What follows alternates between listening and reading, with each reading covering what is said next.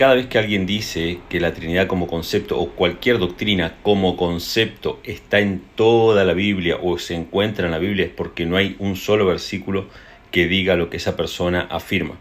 ¿Qué es la Trinidad? Muchos escépticos parecen entender mal esta importante doctrina del cristianismo, como una idea pagana o una idea modalista. Pero una breve explicación de la Trinidad mostrará que ninguna de esas es correcta. Que Dios les bendiga. En este video voy a mostrarles versículos de la Biblia donde demuestra que la Trinidad no existe. Marcos 12:29. Oye Israel, es decir, ten cuidado Israel. Presta atención a lo que te estoy diciendo Israel. El Señor nuestro Dios, el Señor uno es. Hola, ¿qué tal? Estamos aquí en una tarde pues bastante tranquila. Tenemos mucho fresco aquí en el puerto de Veracruz y me gusta mucho este lugar porque hay bastante tranquilidad. Y bueno, quise la tranquilidad de este lugar precisamente porque el tema que hoy vamos a tratar tiene que ver con espiritualidad. Tiene que ver un poquito con razonamiento, a pesar de que es un tema de fe. También tiene que ver con una controversia que se ha venido desarrollando por años, si no es que por milenios. Y esto es precisamente de que si existe o no la Trinidad, el concepto como tal. Por su parte, la mayoría de las iglesias católicas apuestan bastante a que la Trinidad es un hecho. Por otra parte, la gran mayoría de toda la doctrina protestante afirma que mientras la palabra Trinidad no exista dentro de la Biblia, obviamente no existe. Hay algunos incluso que apuestan bastante con el tema de la unicidad de Dios. Es decir, que Dios es uno. Unicidad significa uno. Un solo ser, un solo ente, un solo Dios todopoderoso. Es decir, monoteísmo puro. Por su parte, otra corriente de creyentes, inclusive agnósticos, no dan cabida ni a la Trinidad y por supuesto creen que ni siquiera existe Dios. Muchos de los videos que encuentras en Facebook, YouTube y alguna que otra red social te puede proporcionar algún dato sobre si existe o no la Trinidad. Algunos creyentes o no creyentes refieren que esa Trinidad la heredamos del Gran Egipto. Y bueno, si estudias algunas otras culturas a nivel mundial, te das cuenta que precisamente la Trinidad o la trilogía de dioses se puede ver en cada una de las historias y leyendas que nos cuentan los propietarios de esas culturas. Recientemente he visto algunos videos en TikTok, en Facebook, de un pastor que se dedica simplemente a comentar otros videos. De hecho, te voy a mostrar algunos. Cada uno por su parte aportan al tema de la Trinidad afirmando que existe y otro grupo negándola. Al final, tú tienes la respuesta correcta. Siempre debes apuntar a lo que te dice la fe, el corazón, pero sobre todo lo que te dice el razonamiento lógico, el razonamiento filosófico, porque esto no lo vamos a dirimir de una manera materialista. Se dirime solamente en un terreno espiritual y filosófico. La gran mayoría de estos videos inclusive hace gala de la burla hacia los creyentes en la Trinidad y se refieren a varios capítulos y versículos de la Biblia, tanto del Antiguo como del Nuevo Testamento, donde Dios y Jesús afirman ser uno. Por otro lado, al no haber en la Biblia la palabra Trinidad como tal, la desechan de plano. Y en este video te voy a dar herramientas, textos bíblicos y razonamiento simbólico y numerológico del por qué sí debemos creer que existe una Trinidad. De entrada, la razón numerológica, y obviamente ligada fielmente a la cuestión simbólica, sí nos aporta muchos datos de la existencia de una Trinidad. Y si no lo quieres ver tal cual como Trinidad, sí nos aporta la existencia de un trinomio, de una trilogía que existen las deidades que emanan de la Biblia. Punto número 1. La Biblia está plagada de números y símbolos. Esos números y símbolos son llaves y puertas hacia el conocimiento, hacia la espiritualidad y hacia la comunicación fiel y directa con el Creador. Va a ser muy fácil que identifiques dentro de esos símbolos y números el triángulo, por ejemplo, el número 3, que en realidad significan una sola cosa. 3, Trinidad, trilogía, trinomio. El triángulo es el símbolo del 3, así como el cuadrado será el símbolo del 4. Cada uno tiene un significado diferente y aplicado a ciertas materias. Un ejemplo bien claro lo es el 4. El 4 significa lo que pertenece a la humanidad. Cuando encuentras el cuadrado o el número 4 en la Biblia, seguramente lo tienes referenciado en letras, en coordenadas, norte, sur, este y oeste. En el libro de Enoc es muy común que este enuncie de los 4 confines de la tierra, es decir, de los 4 puntos cardinales. La palabra INRI, que está escrita en la cabecera de la cruz, precisamente representa el número 4. Y así como te digo que el número 4 es lo que le pertenece a la humanidad o al hombre, precisamente en ese momento nos es dada la cruz, símbolo de salvación universal. Y así como ese vas a encontrar otros números, el 6 que significa imperfección, el 7 que significa perfección. Pero ¿qué significa el 3? El 3 hace referencia a lo que le pertenece al Dios. De hecho, es el número de Dios y lo vas a tener representado en muchos pasajes de la Biblia.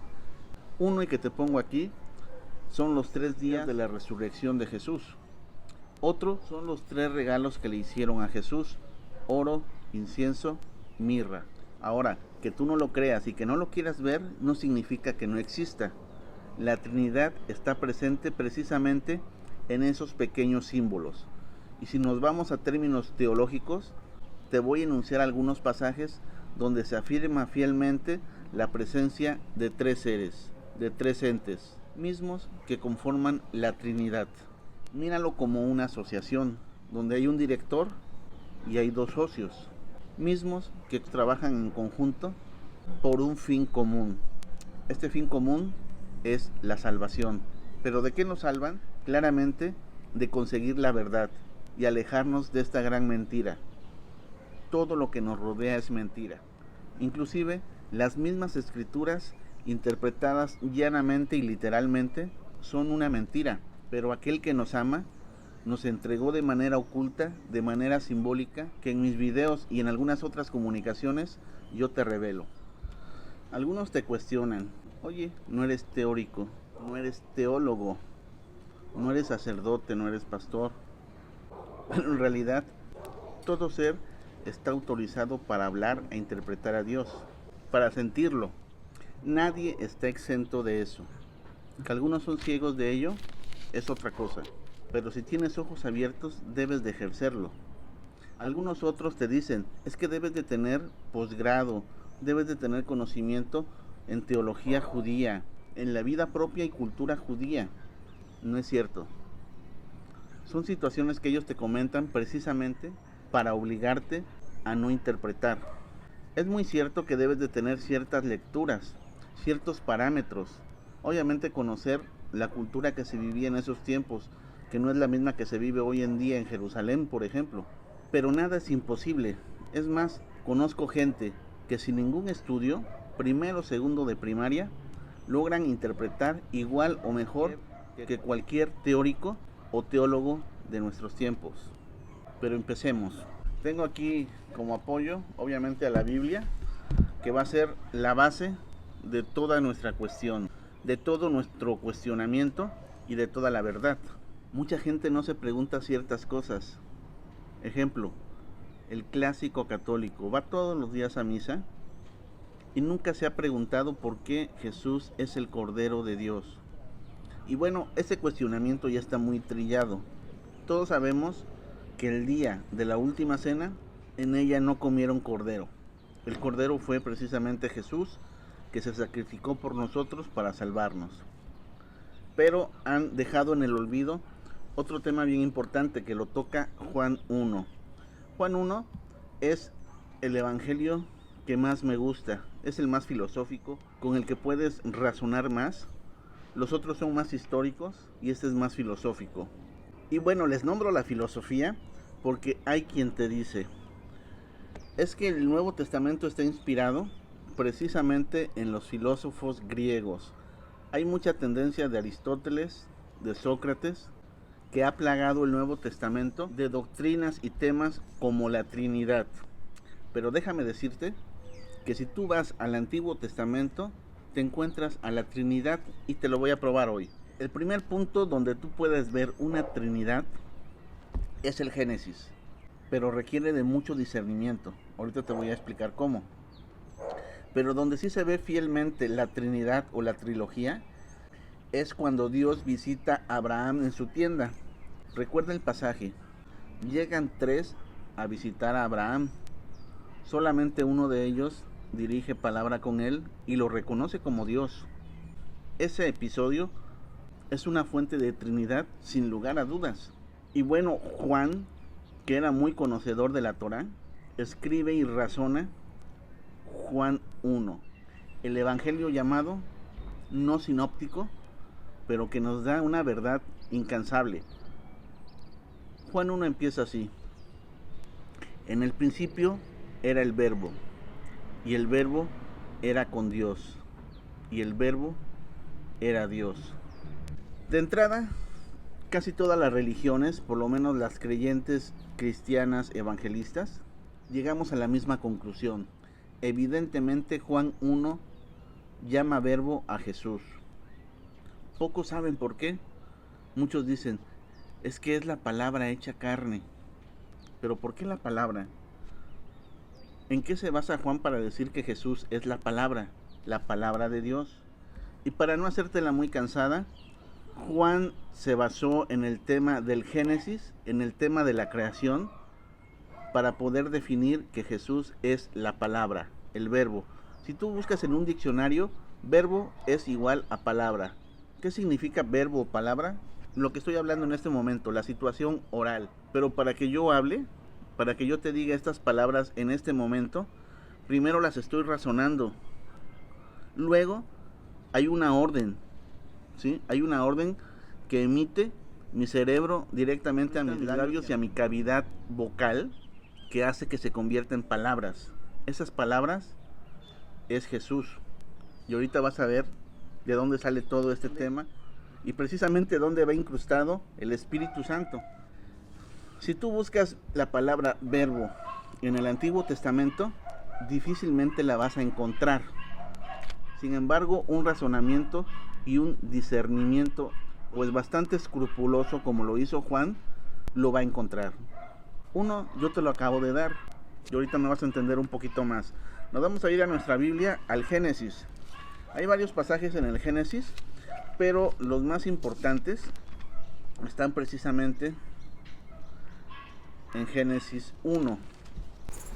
Van a ver ustedes cómo en Génesis 1, donde se desarrolla todo el tema de la creación, inclusive hasta llegar al hombre, vamos a ver la acción de Dios. Y no solamente de Dios.